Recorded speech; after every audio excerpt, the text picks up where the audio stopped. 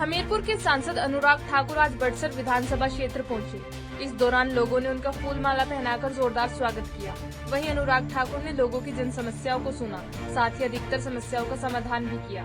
बता दें कि इस मौके पर बड़सर के विधायक इंद्रदत्त लखनपाल, जिला भाजपा अध्यक्ष राकेश ठाकुर, बड़सर भाजपा मंडल अध्यक्ष संजीव शर्मा ठडवाल, भाजपा मंडल अध्यक्ष यशवीर पटियाल सहित भाजपा के पदाधिकारी, कार्यकर्ता और स्थानीय लोग मौजूद रहे।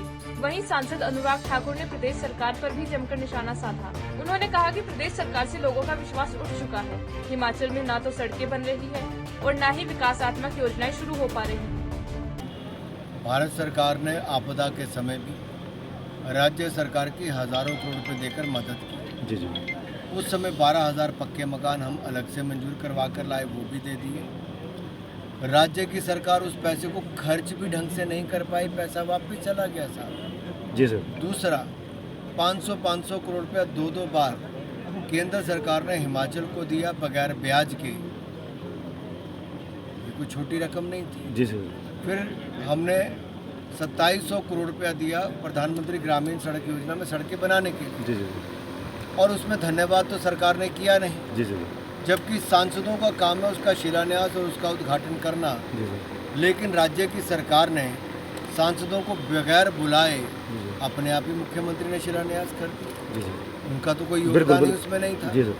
तीसरा, 93,000 मकान जी जी। भारत सरकार ने गरीब जनता को प्रधानमंत्री आवास योजना में दिए। इसमें सुक्खू सरकार का कोई योगदान नहीं है, ये केंद्र की सरकार ने दिया है। ऐसे ही अन्य बड़े प्रोजेक्ट केंद्र की सरकार ने राज्य को दिए हैं, लेकिन राज्य से वो चल भी नहीं रहे, पूरे भी नहीं हो रहे, कहीं पे काम भी शुरू नहीं हो रहा। उदाहरण के तौर पे जैसे ऊना में mother and child care centre है। जी जी। 3 साल हो गए बने, क्यों नहीं चल रहा? जी जी। ऐसे कई और स्वास्थ्य और शिक्षा की सुविधाएं हैं जहां पे सरकार के हाथ खड़े हो गए। यहाँ तक कि हिमाचल की सरकार ने तो जो अपनी जिम्मेदारी उससे भागने का काम कर लिया। जी जी जी। इनके मंत्री ही आपस में लड़ रहे हैं। जी सर। और कह रहे हैं कि हमारे मंत्रालय को तो मुख्यमंत्री जी कोई पैसा नहीं दे रहे। तो अपने आप समझ आता है कि कांग्रेस के अंदर कला है, जी सर, बहुत तेजी के साथ बढ़ रही है।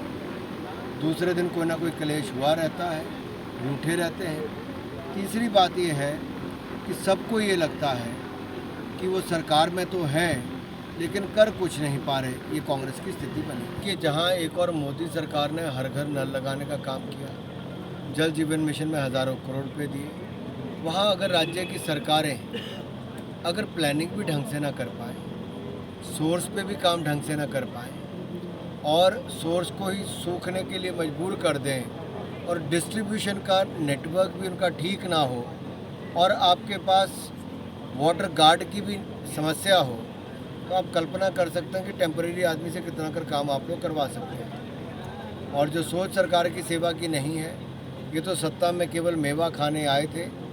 ये अपना डफली अपना राग बजा रहे हैं और जनता को विलाप करने पर मजबूर कर रहे हैं। गौरतलब है कि आज सांसद अनुराग ठाकुर ने लोगों की समस्याओं को सुना, साथ ही उनकी समस्या के समाधान भी किए और प्रदेश सरकार पर भी जमकर निशाना साधा।